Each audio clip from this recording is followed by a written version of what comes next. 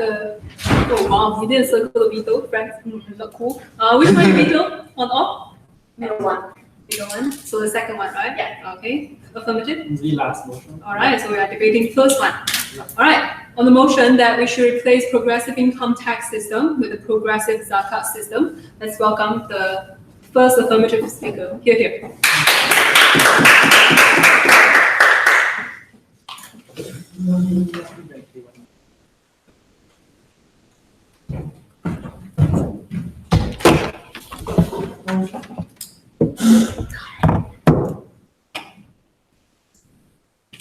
This is volume fine.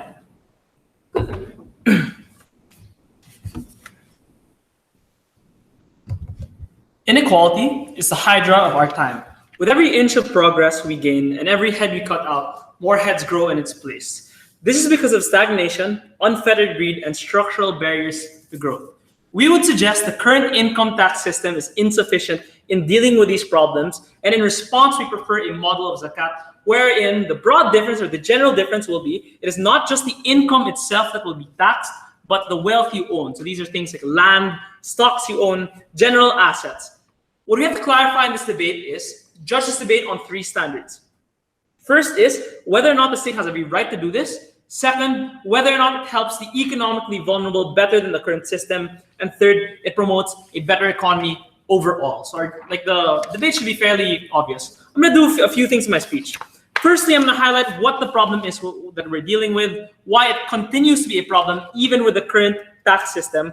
Second, I'm going to explain why this specific model is principally justifiable for the state to enact. Second, the second thing I'm going to talk about is why income tax itself is insufficient. And lastly, why we make a more productive general economy on our side of the house. So firstly, let's look at the problem. The biggest problem is simple. The wealthy, the rich, the upper middle class hoard assets that are barely used. So you have tracts of land, houses that end up unused. This is likely to be the case, for example, for a lot of white areas in the United States, or even the haciendas in the Philippines, right? This is how, or this is likely the way in which they store the wealth that they have. To a lot of individuals, this may seem a lot more economically viable than storing them, for example, in banks, because the assets, when you store them and when you hoard them, they gain value. Why is this problematic? This allows massive inequalities not only to persist, but to grow beyond repair with the current system, because individuals can only use so much wealth, right? To a large degree, when the extremely rich have their wealth, it's incredibly difficult to manage and make all that wealth productive. Secondly, the rich own land and assets that the poor don't have access to, and the fact that they hold them and leave them idle makes the value of these much, much higher. So for example, if you hold land as a wealthy individual, refuse to use it, that makes land in general scarcer and drives those prices up. This is important because it means that investing in hospitals, infrastructure, housing for the poor are a lot less inefficient because it is more expensive, right? When it's unused, the price of the land generally increases. But more than that, people own large shares in companies, but the poor systematically are unable to access the growth of wealth in these shares, right? We would suggest the harms are twofold. One, it's a general harm of inequality, but two, allowing them to hold these assets that are owned means that they're less accessible to other individuals because of the analysis I just gave you. So one, why is this principally justifiable? We would suggest that the general principle of income tax, to which they should agree with, because their comparative is also like regular income tax, is the reason why the state can tax is twofold. One is because there's a value in reducing inequality, and two, it is a recognition that society and the state in general has contributed and is a necessary prerequisite for you to have generated that income, right? Protecting the market, creating roads where your goods can go to land are all reasons, or all things the state has done necessarily, which led to your capacity to generate that income. We would suggest that the principle applies here to a greater degree to wealth in general and assets in general. We would suggest it takes a lot more state resources to protect your idle land, for example, or your idle buildings, your mansions, and idle structures that people have to invest on security for to maintain these, right? We would suggest the principle at minimum applies to the exact same degree or applies to a greater degree on our side of the house. So what am I going to say in the next part? I'm going to explain to you why the current level of income tax is insufficient. Few reasons why. First, in terms of sheer amounts, we would suggest it's less than our side, because like we are taxing income as well, but in addition to that, we're also taxing all of the assets. So just pure math, it's more on our side of the house. Second, we think it's insufficient because if you are taxing income tax and investing on infrastructure and projects, while the price of primary commodities like land increases, that becomes insufficient because even though you take large amounts of wealth, since the land increases, the amount or the cost of things like infrastructure, hospitals, schooling, welfare, all goes up. We would suggest the best way to make this efficient is to stop the growth of or the rising price on these assets, right? But the second thing we would suggest is the reason why income tax will be larger in amounts is because assets grow, whereas income is absolute amounts and even is prone to things like inflation, right?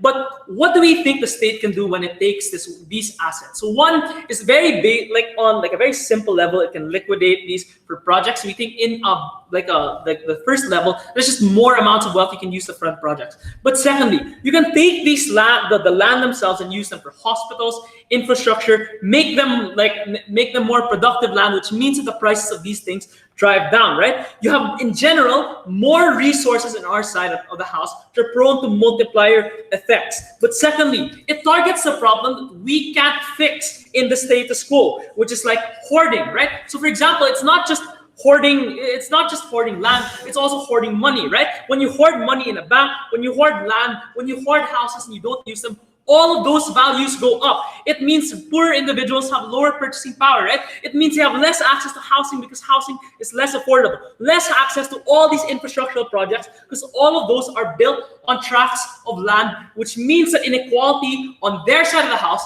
is unlikely to be solved. It is better solved in our side of the house. We take the land and we make it more productive on our side of the house. But the last thing I want to say, why we make a more productive economy in general. The status quo has huge amounts of unused land and wealth like general assets, right? This means that these are land assets, wealth, not being used in productive ways that can employ individuals, use all factors of production to maximize the productivity, right? This means, for example, getting more goods, more efficient trade, getting more employment. Why is this unlikely to be the case? Because, for example, let's look at the individuals who be impacted by this policy. If it's the upper middle class who likely be taxed, they hoard their resources or save up their resources because they're afraid of losing out economically. There are fears of their economic insecurity that mean they're likely to save this land in the long term. For the ultra-rich, it is just practically hard to maximize all of the wealth you have when you have it in exorbitantly large amounts, right?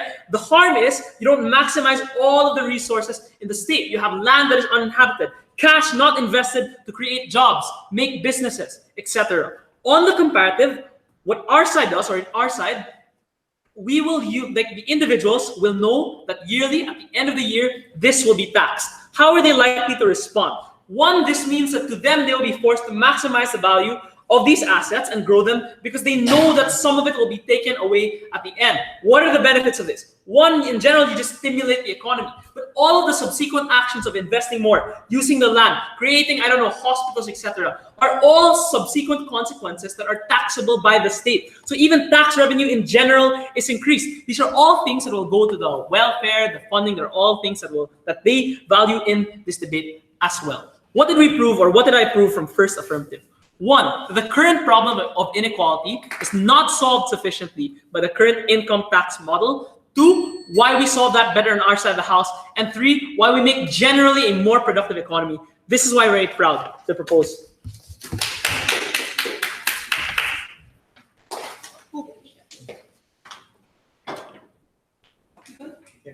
Thank you very much for that speech. Let's welcome the first negative. Here. Here.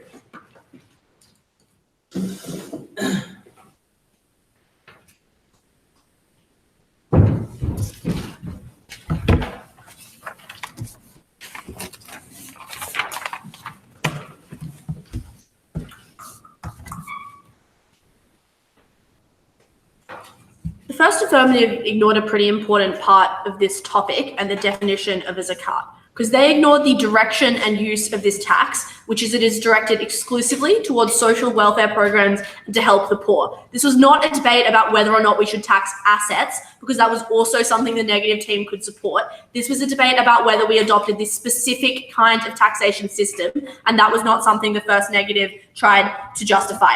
Let's talk firstly then in rebuttal about the main benefit that the affirmative claim, which is you expand the tax base to all assets. And then I'm going to talk substantively firstly about why this model is counter to the principles of justified progressive taxation. And then secondly, why this leads to worse outcomes for poorer individuals and society more broadly. Then on rebuttal, they say that the main benefit of a zakat is that the current tax base is insufficient to provide all of the services that are required in society, and that this model expands it to all assets. Firstly, most of those assets are already generally taxed, just in a less blunt way. So most countries have quite high land taxes, and they are almost exclusively higher than income taxes. So if you implemented this model, the tax on those land assets would go down because you would equalize probably to the lowest common denominator, or at least to an average of those tax rates, which means that you would be taxing those assets less. But also, we have things like high capital gains taxes when the increase in the real value of securities such as shares goes up, or on all other assets when they become more valuable to you, you pay extensive taxation on those things. But secondly, on the negative team, if we do not currently tax those assets, we can also support taxing those assets, the same ones the affirmative claims are currently outside the realm of the tax net, just not with a blunt tax system like they have to propose of taxing them at a set percentage of all of those assets. Let's note that this change by the affirmative team is going to require a very high amount of political capital to justify, and we are therefore able to make other changes. If there are any assets that are currently outside the net that we want to include, we will expand it to include them.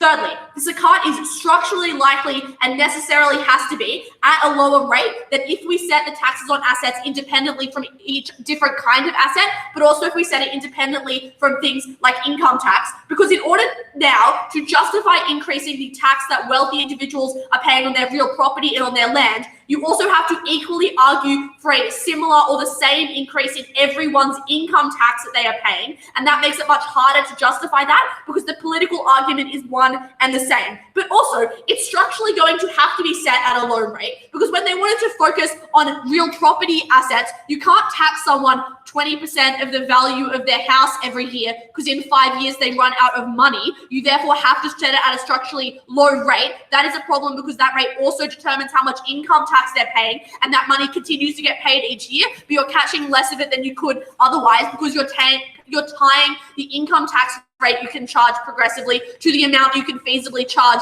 on land, and that means it is likely to be lower. First argument in substantive is why this is counter to the principles of progressive taxation.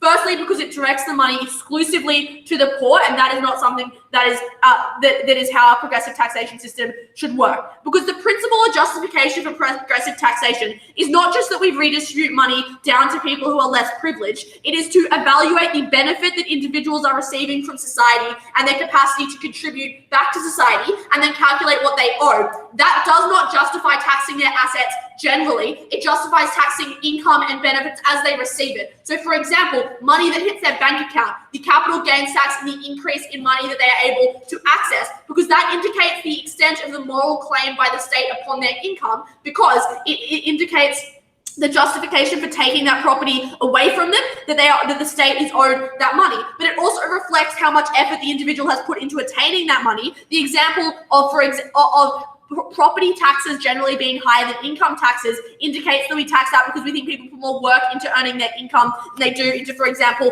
inheriting property. But secondly, and specifically on taxing all assets, that is particularly unjust because the market value of assets, or however they would evaluate this valuation, does not reflect the benefit that individuals are receiving from those assets. So, for example, if you inherited a very highly valued home because it was in a very wealthy area, but you were very cash poor, the only benefit you're getting of that house is accommodation, which you could equally receive if you lived in a poorer area where the value of the house would be lower, and therefore the zakat that you would have to pay would be lower. But you probably do not have the capacity to necessarily sell that house. Maybe you're emotionally tied to it because it's your family home. But importantly, the benefit you're receiving does not justify taking away a higher amount of money from you. But secondly, it's important to be able to tax assets differentially based on the kinds of asset that they are. This affirmative team has to defend taxing all kinds of assets equally, and in fact, they try to claim that as a benefit at first affirmative. The reason you have to be able to tax assets differentially is because holding different kinds of assets affects society differently, and therefore the burden you're imposing on society, or the moral claim that the state has to you to taking your money based on you holding those assets varies. So for example, holding financial securities is very different to holding money in your bank account, because at the point at which you're holding financial securities, you're having an impact on the market and the amount of wealth that other people have, whereas if it's just sitting in your bank account, you don't have that impact. Let's note then that it is principally unjustified to tax all assets equally and to tax income and assets equally, because assets do not measure the amount of benefit you are getting from them and therefore do not affect the moral claim the state has to that money. Secondly, why is this worse for poorer individuals? Firstly, it limits the potential assistance from the state to social welfare only, and that is the part of the info slide this affirmative team apparently did not bother to read. We think it is important that they receive support and benefits from the state that cannot be means tested and therefore necessarily are not social welfare. So for example, things like public transport or public infrastructure like roads, obviously everyone uses and therefore cannot qualify as giving money to the poor or giving money in the form of social welfare, but those things are incredibly important to poor people in order to, for example, be able to access employment. Also things like the defense budget, the budget for arts, things like research and medical research or academia generally, things like stimulus packages in times of economic disadvantage, all of which could never be characterized by this affirmative team or by a government as social welfare, are things that are necessary both for society to run, but also for poorer people within society to have stable lives. Because at the point at which you can't give stimulus packages, poorer people are less likely to be able to access employment because there is likely to be less jobs going. That hurts them materially, but it is not a direct form of social welfare in that it is not given to them because they are more disadvantaged. But there are also broader social harms of this limitation, because this cut is an incredibly blunt way of collecting tax revenue. There are a large number of incentives or deterrents that it's important the government is able to provide in order to manipulate or change people's behavior that they cannot do under this system, because there's a set percentage of their income and their assets. So for example, things like encouraging people to donate to charity, but more importantly, socially useful things like forms of middle class welfare, like incentivizing people to take out private health insurance or incentivizing them to send their kids to private schools. Those things obviously are not social welfare because they exclusively include rich people, but they are a benefit to less privileged people because they lower the burden on the public healthcare system, the public education system. When you incentivize richer people to pay for their own child's education or healthcare, that helps those people, but it is not a social welfare system, and therefore there is less money available to spend on those sorts of things because all of this progressive tax has to go towards those outcomes. But secondly, it reduces the money available to services to the poor more generally. As I said earlier, this has to be set at a low rate. An additional reason for that is that the way that we politically justify high progressive taxation is the idea that it benefits everyone in society. Now, you are explicitly and exclusively directing this money to a class of people that does not include the person paying the tax, and therefore it is harder to get them to vote for higher tax rates or to get them to pay those things. Taxing assets is good. Taxing assets bluntly and at the same rate as income tax is bad, and that is what this affirmative team had to defend.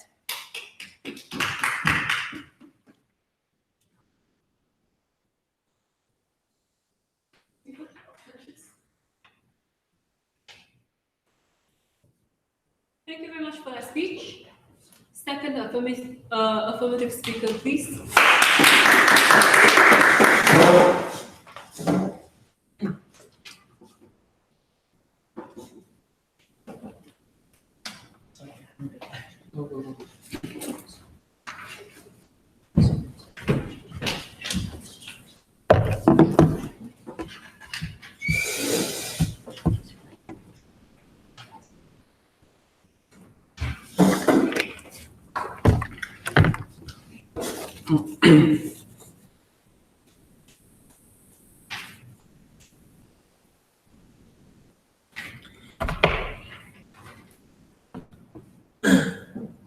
I'm honestly quite confused with the stance coming from Sydney. Because on one end, they claim that our policy will not have the political capital to have high tax rates for assets and goods because people are afraid of giving up their taxes, and therefore the likely scenario is it's going to be very low.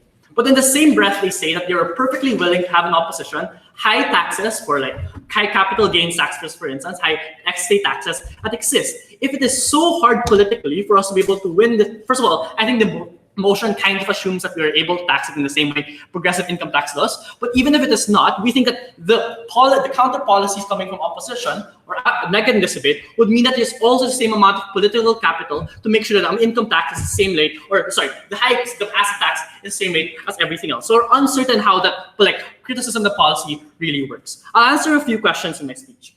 First, are the current taxes enough? Because that is the first clash that they put on our model. They say there are things, high capital gains tax, for instance. There's high inheritance tax, high estate tax. Why is this insufficient? And you have to note the difference of high capital tax versus our policy. Because our policy is that you are taxing the ownership of that estate or ownership of these assets to begin with. Which means that even if you don't transfer that asset to someone else, or you don't die and a family member gets it, you're constantly taxed. That is why the argument saying that high estate taxes are enough doesn't really work, because that relies on the time when wealth is transferred between people, which we have argued coming from first, that it is very unlikely for them to be able to do so. One, because rich people want to hoard their money, and because if they start investing their money or giving it away, it is far more likely to be a risk that they don't want to take to begin with. So we are uncertain why they will, this policy is enough. But secondly, even if we're able to tax the same amount of money, we would suggest we can't tax the physical assets, which Zakat is able to do. So these things like acquiring pieces of land that you necessarily have. And the difference of assets and why it's important is because you can profit over these assets to begin with, which means that things like building housing projects, for instance, or building educational systems or hospitals within these land areas, or the amount of cash that we have allows us to make more money, because compared to their said house, we have the physical monetary value that exists to begin with. So we don't think that their counter model of the current taxes are enough. But then they said taxes will be lower because we will be taxing people a lot, and therefore little by little, the rich individuals in society will earn less. Why do we think that this is problematic? First, because the likely scenario is rich people wouldn't allow themselves to be poor, right? So the likely scenario is they're going to start investing the money they have.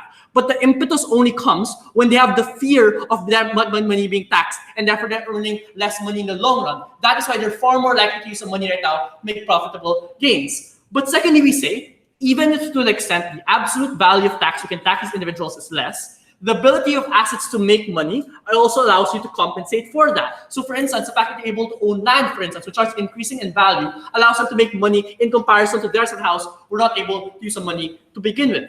There was no response coming from them about the structural problems created by only taxing income, which is that if you're able to hoard assets, the prices of assets and the ability for other people in society to access these assets is far more unlikely under their set of house. But then they said, the problem with this is that we can't tax different assets on an equal rate. I'm uncertain, one, why the amount of taxes will be taxed on an equal rate, because assets are already valued on the basis of your individual preference or the individual interest to you. So yes, the value of having a financial bonds is different from the value of having it in a bank. But the value of it in assets, if it's a financial bond, is greater than the value of it having the money in the bank. So you don't understand why they can't allow it to access it properly already under their set house. We suggest that they already properly discriminate on the basis of the market value. If you're problematizing things like sentimental value to families, we really don't care about that coming from affirmative bench, because we would suggest that the sentimental value to have your house is nothing compared to the fact that the vast majority of individuals right now are unable to live, right? The fact that they don't have a house, the fact that they can't afford welfare and all of these things. I'm sorry, but I don't think it's an important value in today's debate. The last thing they said was the problem with their model is that it only goes to social welfare projects. We would suggest, number one, that social welfare doesn't necessarily only mean you giving dole-outs to the poor, right? Social welfare can be a general term of the entire welfare of society. So I think it's an unfair interpretation coming from them to say that it's not a problem. But secondly, I will engage it and say why even if social welfare is the only thing we give is social welfare, why is it a good thing? Because if you look at the harms that they have, they're very, very minuscule, right? The first problem is you prevent the ability of the state to incentivize middle-class individuals to invest in privatized healthcare, for instance, invest in privatized education. I'm uncertain why this is an absolute value in this debate. We would prefer them to participate in the public school system because yes, they don't have to pay the money, but the money they get, which is taxed from them, will make full finance the public school systems. And it's a good thing that everyone has the same standard of living, so they're forced to lobby for the state if they want better services, for instance, if they want better educational systems, and they have to lobby in the public system, not require them to use a privatized system. So I'm really uncertain what the benefit of privatization is under their side of the house. But there are key benefits to social welfare that are beneficial for both the short term and the long term in addressing inequality. First, in the short term, if we assume that this is financing things like dole-outs, soup kitchens, and feeding them in the short-term problems we have, we think this is a legitimately good thing because a lot of the problems of the poor right now are immediate in nature. Things like starvation, things like not having access to basic medication, things like not even being able to send their son to preschool or elementary school, that our basic problems can be solved by this policy. So we would suggest that the more immediate needs that exist in status quo today, which are unsolved by their model, because I'm uncertain how they plan to redistribute the wealth, is better solved when you have more money to help these poor individuals right now. But secondly, even from a long-term perspective, in terms of development, we think that developing the human capital of the poorest members of society is important, especially for developing countries. And the reason for this is a lot of the a lot of their industries is contingent on labor-intensive services. Things like manufacturing, things like resource extraction, and all that. It is important, therefore, to target the poorest members of society and give them basic services, i.e. things like basic education and literacy, things like protect their healthcare, because they're the labor force to prepare their economy to operate longer in the future. We would suggest in the long term, it is better off. But then I want to clarify things at the end of my speech. We would suggest that the money that we have is more by virtue of one, having more taxes because we're taxing not only the income, but the assets, but two, because these assets make money under our side of the house and are able to increase the amount of income we necessarily have. Their side of the house has to defend a world where you have less taxes to help the social welfare projects that exist. So yes, we can see that you'll still have some income redistribution under your side of the house, but not to the extent we're able to make services more efficient. One, because you have more money, but two, because by taxing assets, the social welfare projects that have just proven to be important are far more likely to be efficient under our side of the house. And the reason for this is, once you have access to land, once you have access to capital, the amount of expenditure that individuals have to give for basic services to the community diminish, because they no longer have to pay for the land, right? They no longer have to buy the land from private owners. They no longer have to build specific buildings of infrastructure and they're able to capture it from the rich individuals within society today. These are far more efficient for us to provide the social welfare services which are essential to the development of your state compared to their side of the house. So in conclusion, we would suggest that if their policy is to tax land and assets anyway, then we don't think there's a material difference. But if they concede that there's a material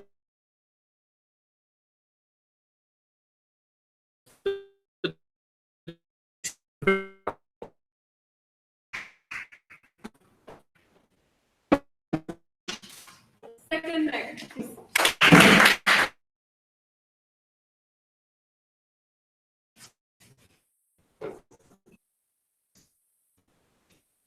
Obviously, there's a lot confusing happening in this debate. I just want to really slowly step through the first question, which is whether we should tax non-income assets in the same way that we tax assets. The affirmative has not really argued that we should get rid of income tax. They've just argued that in addition to income tax, we should tax an array of other assets like land and savings.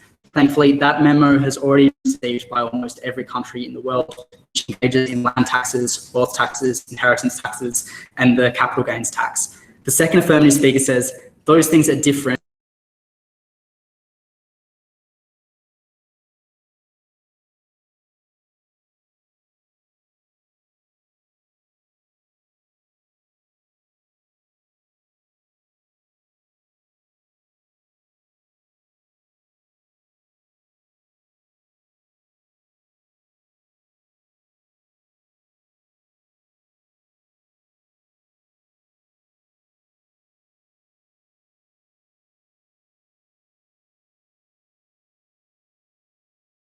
To tax people at the point at which they get benefit of that asset. For example, under the status quo, if you have a house, by that house is taxed at the house.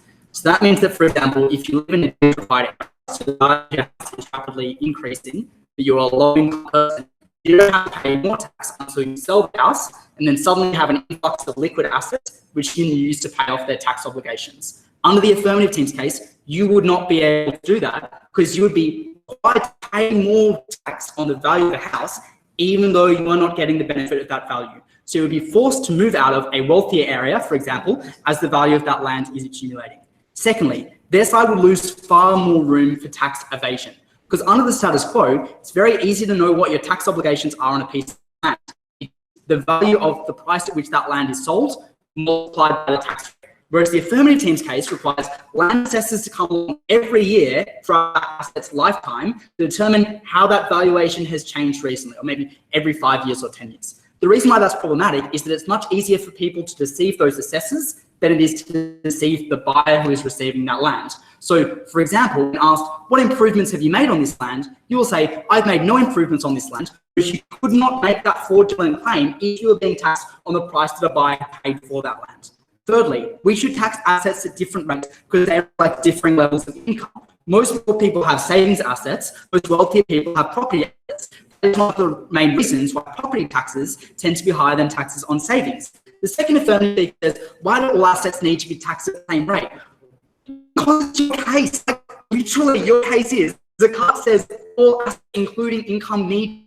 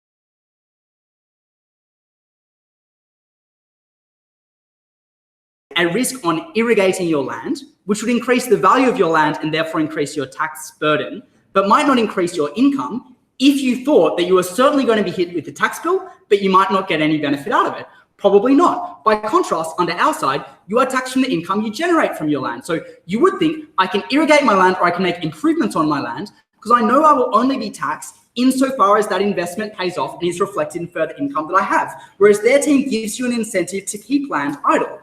Under our side, people are implicitly taxed if land is massively idle, in the sense that they're not using it and therefore it's valuable returns they're failing to capture.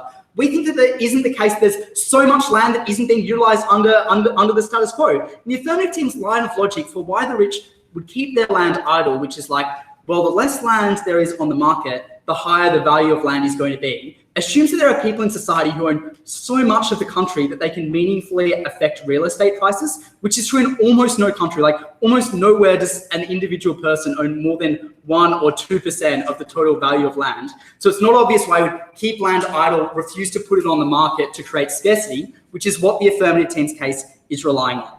What have I shown you at the end of this issue?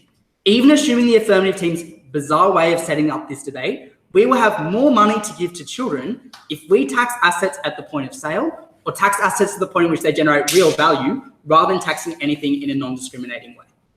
Secondly, how is this proposal going to affect service delivery? Second affirmative speaker says there's no impact because everything a government does is social welfare. That is not the case, as the info slide to this topic makes clear. Social welfare is a subset of the broader cause of supporting the poor. For example, stimulus programs designed by the government to generate economic activity are never described as social welfare programs. Public infrastructure programs, like the building of roads, are never described as social infrastructure programs. Programs which fund universities and higher research are never described as social welfare programs. So none of those programs can be funded using this tax. We explain that that's very harmful. Firstly, it will reduce the amount of political capital that's available to gather this taxation revenue, because the reason why wealthy people are willing to support things like capital gains tax is because they also receive a benefit from government spending, whereas they wouldn't, since the affirmative team needs to get rid of all of their middle class welfare. Secondly, it allows the government to direct people in ways that are really valuable. Like, for example, having subsidies on sending your children to private schools or getting private healthcare saves the government money in the long run, because instead of going to a public hospital, you partially pay to go to a private hospital, so it's not an obligation that the government has. The reason why that's better is that for poor people who go to the public hospital, it is likely there are shorter waiting times when the government has set up an incentive system that encourages people to go elsewhere. Second affirmative speaker says, why help private healthcare? Well, because it generates those valuable savings that we're talking about in our case. But I also want to add two further reasons in substantive for why this would harm the amount of political capital for government programs. Firstly, it would reduce the rate at which the government is willing to tax assets, because it's very difficult under the status quo to make a feasible argument for my inheritance shouldn't be taxed at a high rate, which is why most countries are able to get away with having relatively high inheritance taxes. Whereas under the affirmative team's case, it's very easy for people to draw on sympathetic stories like, I'm being kicked out of my family house, even though none of the value has accumulated to me, just because it's a gentrifying area. And that will be used as an argument to reduce taxes, because it's those sorts of sympathetic cases we're drawing on. My second piece of substantive explains why the affirmative team can't rely on an alternative tax base like corporate tax or sales tax to fund those things I was talking about, like public infrastructure. Firstly, because corporate tax, for instance, is very volatile. Like, it can go down by 90% in the year of a recession, whereas often public infrastructure programs are very long term, so it would harm our fiscal planning. And secondly, because taxes like sales taxes tend to be incredibly regressive, which is why we wouldn't like governments to be more reliant on those means of tax. And governments will be more reliant on those means of tax if they are told that the income tax that they're able to generate is constrained hugely by this model, as it will be. The affirmative team has not argued for the topic. Even if they are, they have argued for a form of taxation so foolish that no government would ever adopt it, and that's why we oppose.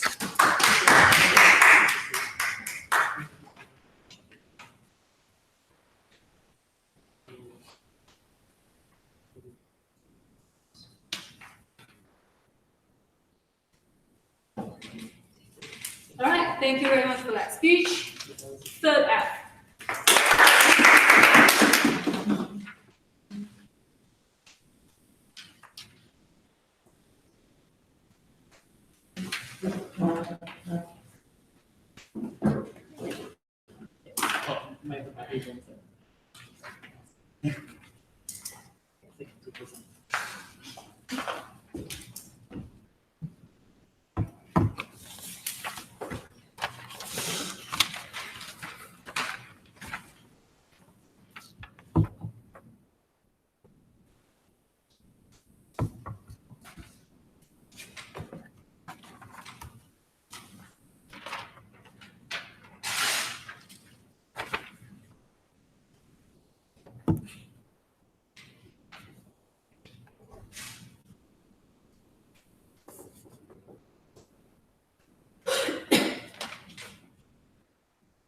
I'm going to be talking about two things in this speech. Which side uses this tax more strategically and in a way that is sustainable to help the rest of society, not just the poor? And secondly, in which world are we better able to use this targetively and use it as a measure to help everybody in society and not simply these individuals, right? But let's go to a few rebuttals first to the previous speaker, because I think if there is a theme in this round that hasn't been reading the info slide, it's definitely negative.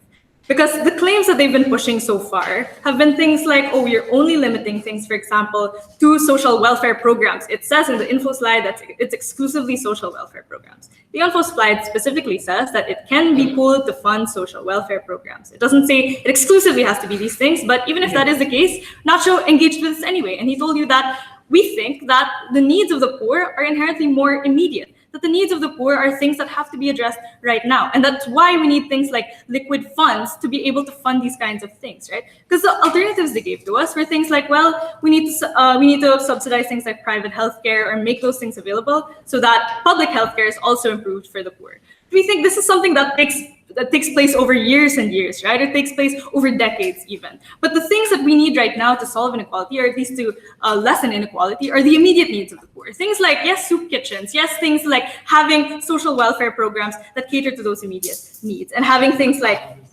paying welfare to these families. We think those are the immediate needs we have to address. But then from the previous speaker, he told us that, well, we'd rather tax at the point of transfer and not continuously, because it's only at that point of transfer that you receive that benefit. But we tell you that, and we tell you it's perfectly fine, right, if you don't receive that benefit, because the point of our house that we've been trying to push is that we want to force people to sell things that they cannot afford to maintain. We want to make people sell these things that are continually being idle and continually not being used for the betterment of the nation as a whole. Because in a time in which inequality is one of the most pressing issues of our time that needs to be addressed and needs to be stopped being pushed under the rug, we think we're fine with making people uncomfortable, taking away their home, taking away something that has sentimental value to them. Because these things do not have the same importance nor the same impact to the most vulnerable. And we think they are the ones we need to provide for in this debate.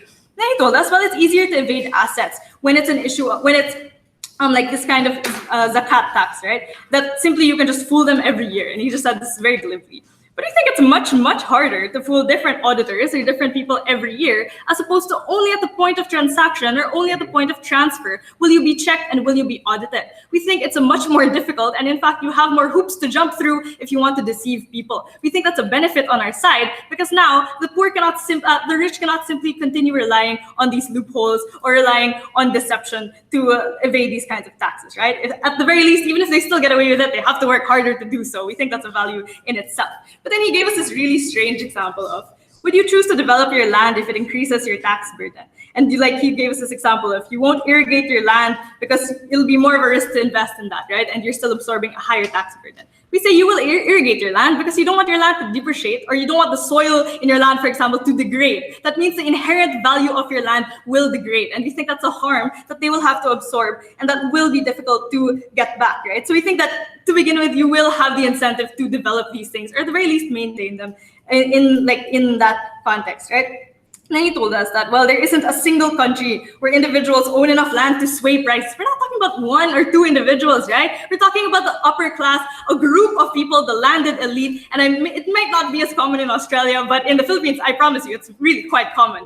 We see that these people have the capacity to limit the amounts of land that are available to the poor. That means that when there's less land available to people, or at least or real estate prices, for example, are higher in that area, that means that the poor have less capacity to be included in those kinds of economic decisions or have access to those economic resources. But let's go to the issues, right? Which side do we think is more strategic in the way that we use tax? And secondly, where is it more sustainable? Because coming from the first speaker, she just talked to us about how, well, you have to argue for income tax for all, or higher income tax for all. We told you this is perfectly fine, because we think the harm, if we do not do so, is much graver and is worth it, and is not worth it, right?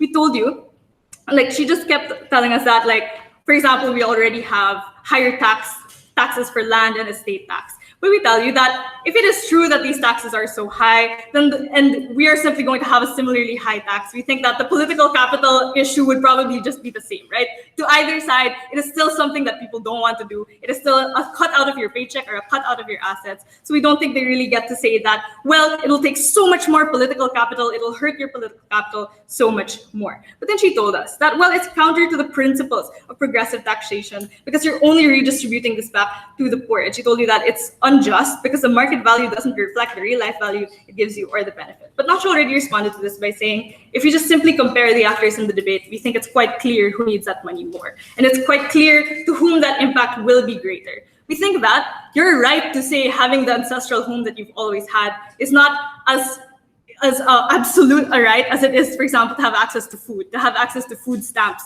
or to have access to basic healthcare. We think that those things are more immediate needs that need to be catered to, that will not happen on their side of the house. If we continue to rely on, well, we have overreaching programs that will benefit everybody, not necessarily just the poor. But again, who is the party or who is the actor that needs that help the most? We think that analysis was absent from them, right?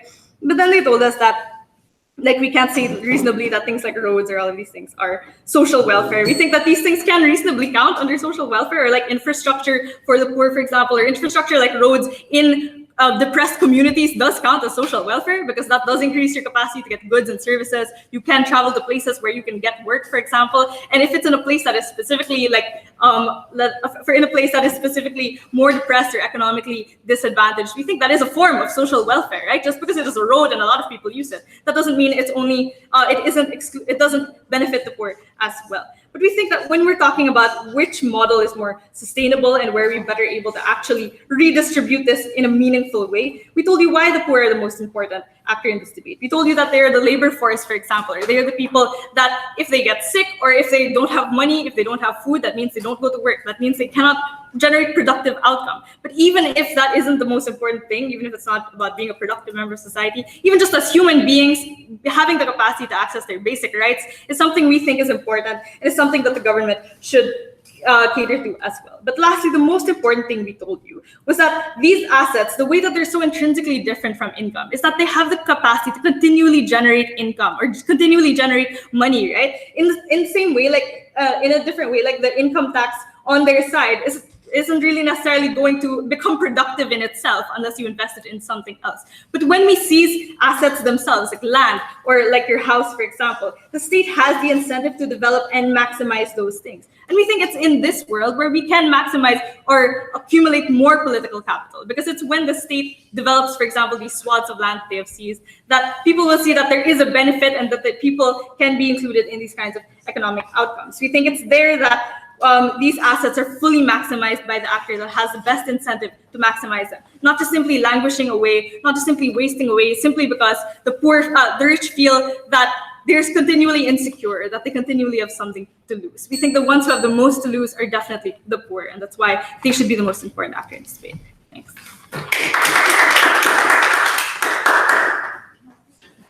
Thank you. So next.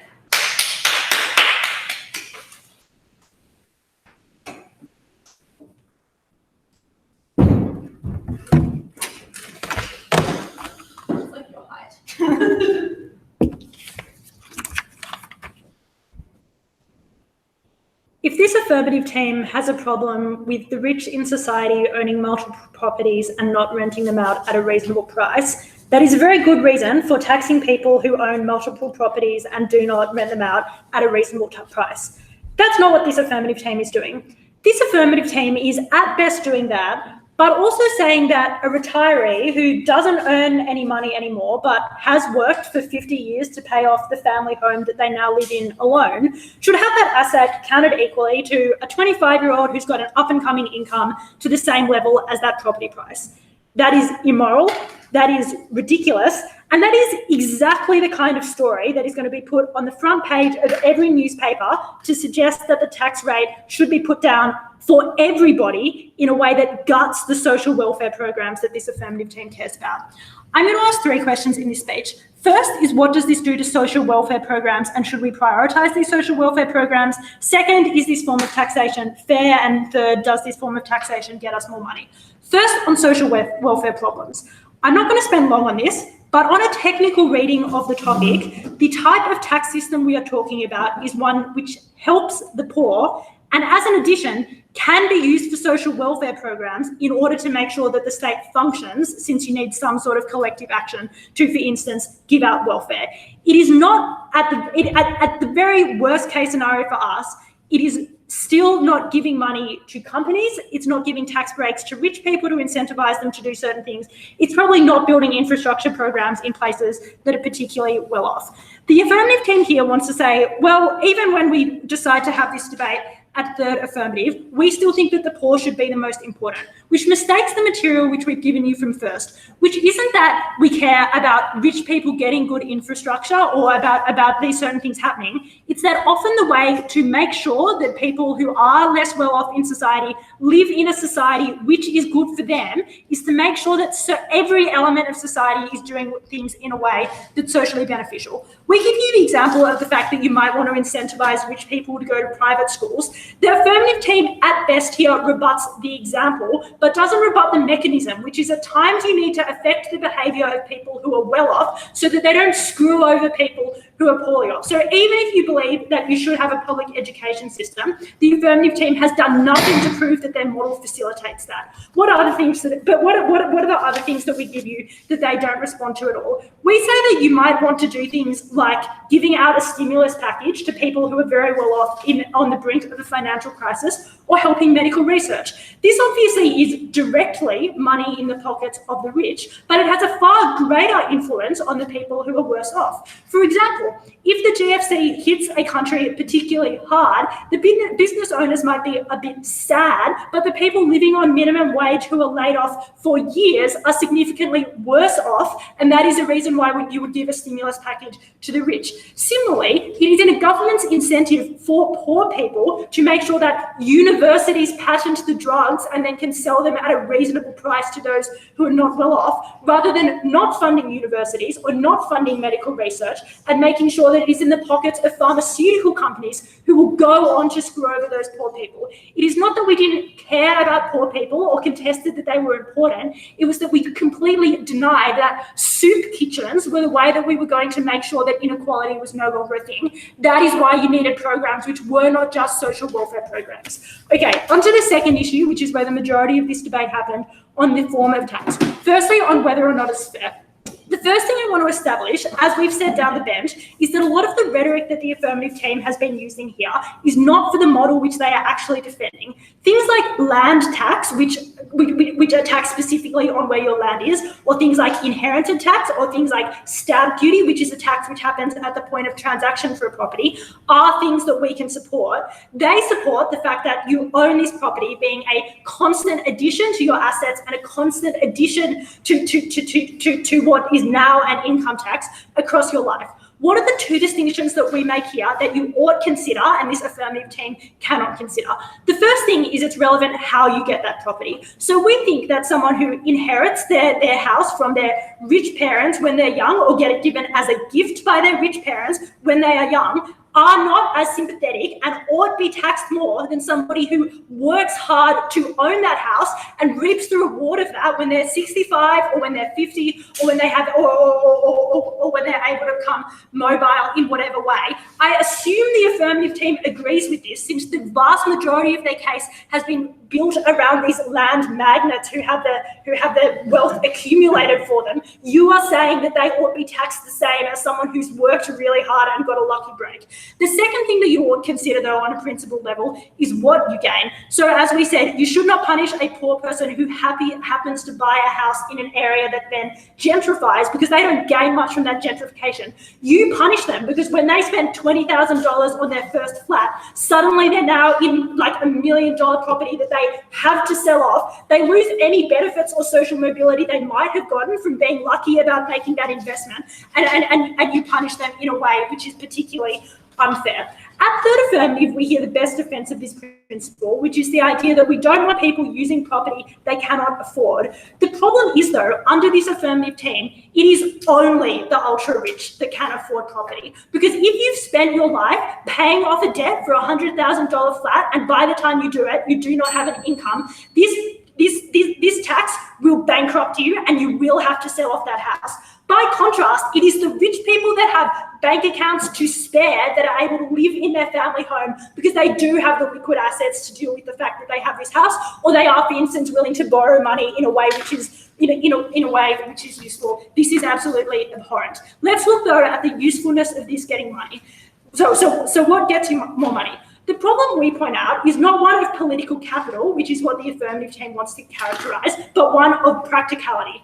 If you earn $100,000 a year and you own a $100,000 house, under our system, you would only pay $50,000 of tax in a 50% income situation, and you would still be able to buy groceries. If they want to set the tax at 50%, though, that person will have no money for groceries because they will spend all of their income on paying this tax, because the rest of it will be in a property. That is why either they destroy the economy and mean that no one who is not ultra rich can own a house, or they have to make it lower because otherwise it will be a disaster. And then you also need to think about the narratives of this, because they don't get to set the rate, they get to set the model. And when you're talking about the rate in this system, we think that people absolutely are not going to want to pay more money. At the point you have less money, it's also important to note that the alternatives become significantly worse. As we explained at second, consumption tax is hugely regressive because it takes out a larger portion of your income if you're poor than if you're rich, and corporate tax is very volatile. Let's finally look, though, at the problem this affirmative team diagnoses about people using their assets effectively. This is a case for punishing people who hoard land they do not need. This is not a case for making sure that everyone is done on their house. For instance, we think that if you want to break up the property markets, it might make sense to encourage first home buyers to buy a house and discourage people from buying investment properties. They cannot do that. They actually make it so that it is a risk to improve your land, because if you do not get profit from that, you're still paying the base amount rather than incentivizing that. This is a terrible idea, not just for the economy broadly, but for the people who the affirmative team care about most, which is the worse off, and that is why we oppose.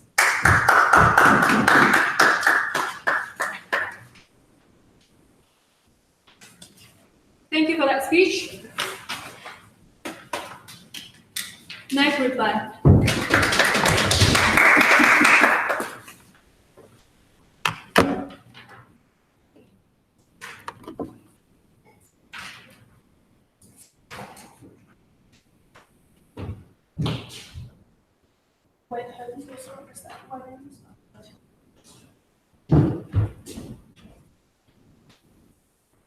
There were two questions in this debate.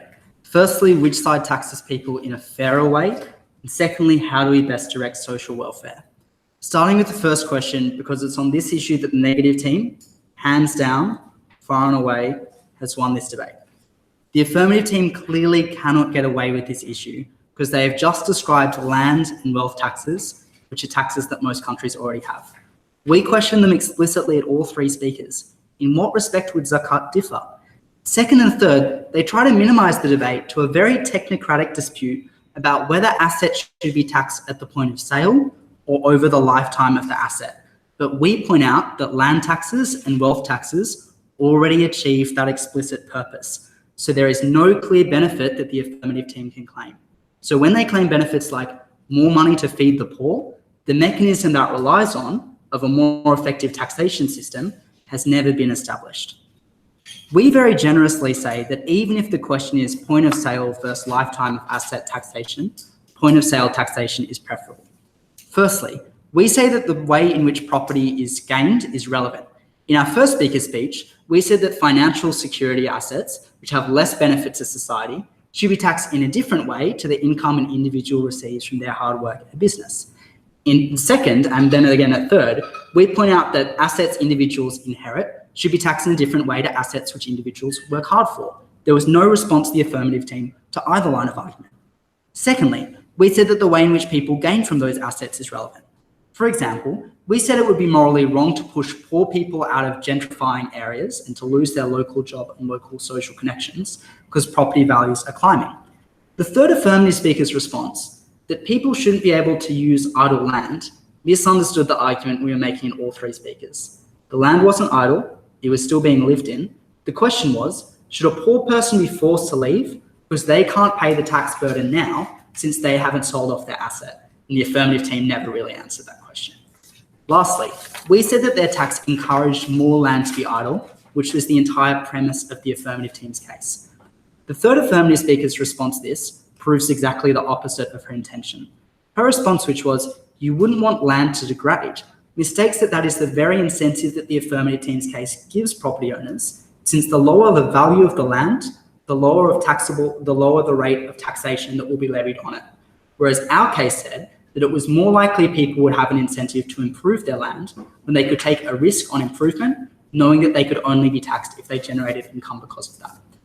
At the end of this issue, what's clear is that our system of taxation is fairer, and most importantly, it's more likely that people would be willing to vote for high taxation when they do not see taxation as forcing people out of their family homes or forcing people to leave assets to go to ground. That was why if we wanted more money for social welfare programs, the negative team had to win this debate, because we were not putting taxation in those most unsympathetic ways. Secondly, how do we best direct social welfare? We pointed out that the inherent part of this topic was that it was involved in programs that are aimed at the poor, specifically social welfare programs. Our case wasn't that the poor are less important. We said that programs which are initially directed at wealthier people can have important benefits for the poor. Firstly, there are flow-on benefits to, for instance, roads in wealthier areas, which allow poorer people to access those areas and jobs there. Secondly, we said that it saves the government money when it directed wealthier people towards private services that reduce the burden on public services. Thirdly, we said it created more room for higher rates of taxation when people understood that everyone got the benefit from that taxation, rather than it just going to the poorest people in society. At the end of this debate, at very best, the affirmative team has described an ideal system of taxation that exists and most countries already use. We have generously explained why that system of taxation would mean that there is less money available for the government to direct to programs that both sides want. And that is why we've won the debate. Thank you very much for that speech. Affirmative reply.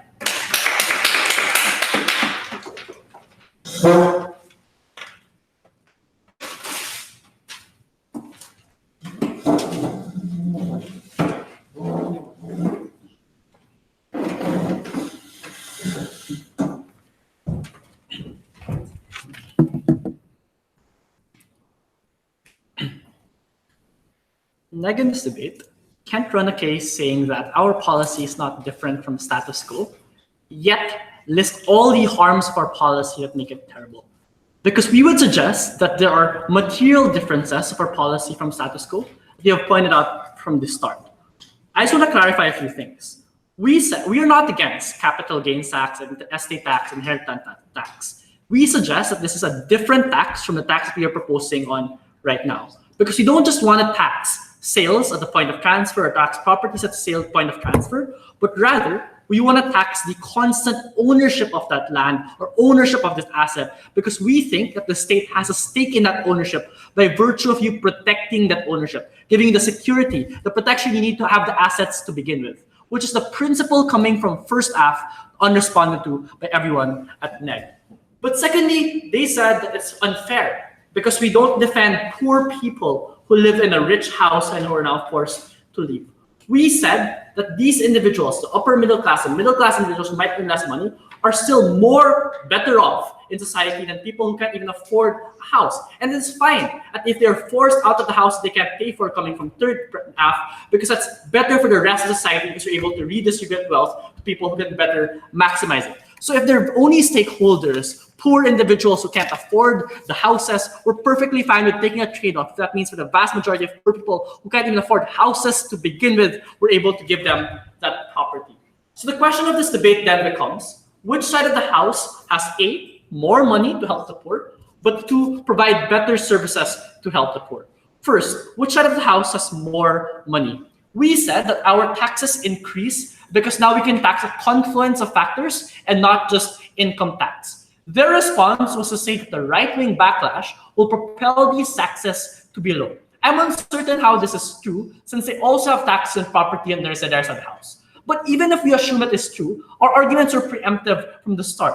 We said that because you tax more things, even if you have a lower tax, you balances out. But secondly, we said that assets, unlike raw income, makes money over time and therefore can compensate for the lower income tax. We also said that owning assets makes providing social welfare cheaper because you own the land and you don't have to buy the land. You own the infrastructure already and you don't have to buy the infrastructure. That is why, even if you have lower tax rates, we still have more money to spend because it's more efficiently used by taxing assets and not just income. So we would suggest that our state is more equipped to help the poor members in society because it has greater capacity to do so. The next thing they then said was, but even if they have more money, social welfare is a bad thing. We already pointed out that just because the info side says you can use it on social welfare doesn't mean it's always used on social welfare. But we were very generous with that. We said, even if this is about social welfare projects exclusively, that is a great thing Because all the benefits of stimulus packages, improving privatized healthcare, is nothing compared to, as I point out, the immediate needs of the poor right now that need to be taken care of. Things like soup kitchens feeding them from starvation, things like giving them basic access to healthcare, and all of these problems that will not be solved, or uncertain whether it will solve them with the stimulus packages that help the rich under their side of the house. So we suggest that social welfare is better at catering to them in the short term. But even if we contextualize this debate or assess this debate in the long term, I gave out analysis in my speeches on responding to them about how it is important to provide social welfare to develop the low-skilled labor of developing countries, because that is how you get the development you need for the vast majority of economies that they want to defend under their house. That is why social welfare is a good thing. The last ditch they said was, well, people won't invest in these houses because they fear being taxed. We said that they will be taxed at all times. That's why the only incentive for them to protect themselves and protect their wealth is to continue increasing that wealth, because that's the only time for them to be able to be protected. Their side has no incentive for them to innovate because they know that they'll be taxed during income and not during the constant process to which you're taxed. The problem of this debate is not about rich people who own houses. The problem of this debate is poor people who can't even afford houses to begin with, and these are the people protected by affirmative, unresponded to, coming from negative. We're very proud of this. Thank you. All right, I would like to invite the generous humans to cross floor and shake hands with each other. I will bring the hand raised. Shut up.